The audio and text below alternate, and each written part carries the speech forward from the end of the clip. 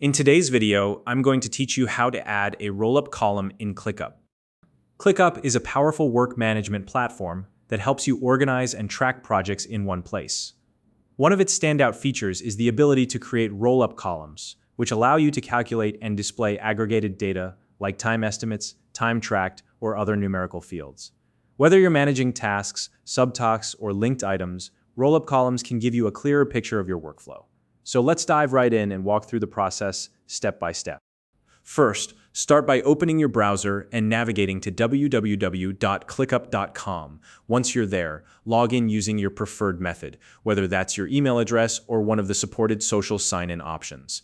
If you're new to ClickUp and don't yet have an account, you can use the link in the description to sign up and get started. Now, once you're logged in, look over to the left-hand sidebar. This is where you'll find all your spaces and lists. Navigate to the specific space and list where you want to add the roll-up column. When you've located the right list, open it up and make sure that you're in Table View. Table View is essential for adding and customizing columns, so double-check that you've selected it. Next, head to the far right side of the column header row. You'll see a small plus icon there. Go ahead and click it to open the field selector. This is where you'll add your new column.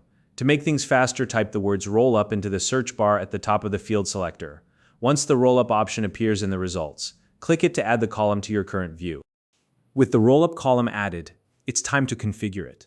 First, you'll need to select the source of the data. This could be subtasks or a specific relationship within your workflow. For example, if you want to roll up data from subtasks under a parent task, choose subtasks as your source. Alternatively, if you're working with linked items, select the specific relationship that applies to your setup.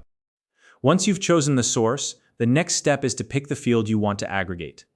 ClickUp lets you choose from a variety of fields, such as time estimates, time tracked, number fields, or even date fields. Select the field that best fits the data you're trying to calculate or summarize.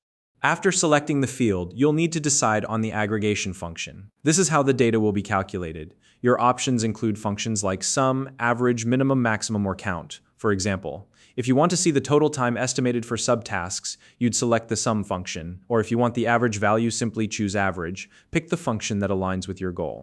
Now it's time to adjust the display settings for the column. Open the column settings and customize how the result will appear. You can modify things like the number of decimal places or the units of measurement to ensure the data is presented in a clear and useful way.